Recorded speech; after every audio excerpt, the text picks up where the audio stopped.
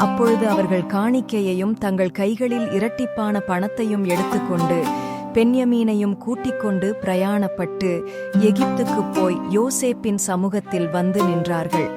பென்யமீன் அவர்களோடே கூட வந்திருக்கிறதை யோசேப்பு கண்டு தன் வீட்டு விசாரணைக்காரனை நோக்கி, நீ இந்த மனிதரை வீட்டுக்கு அழைத்துப் போய் சாப்பாட்டுக்கு வேண்டியவைகளை அடித்து ஆயத்தம் பண்ணு, மத்தியானத்திலே இந்த மனிதர் என்னோடே சாப்பிடுவார்கள் என்றான்.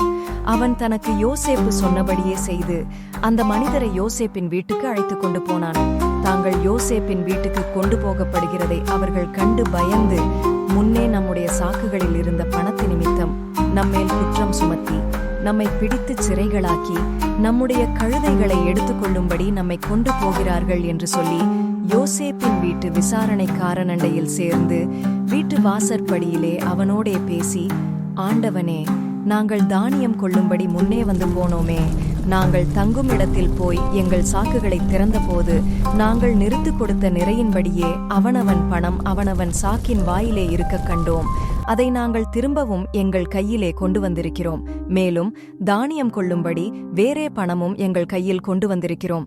நாங்கள் முன் கொடுத்த பணத்தை எங்கள் சாக்குகளில் போட்டது இன்னார் என்று அறியோம் என்றார்கள். இந்த வீடியோ உங்களுக்கு பிடித்திருந்தால் லைக் பண்ணுங்க, ஷேர் பண்ணுங்க, மறக்காம சப்ஸ்கிரைப் பண்ணுங்க. ஆண்டவர் உங்களை ஆசீர்வதிப்பாராக.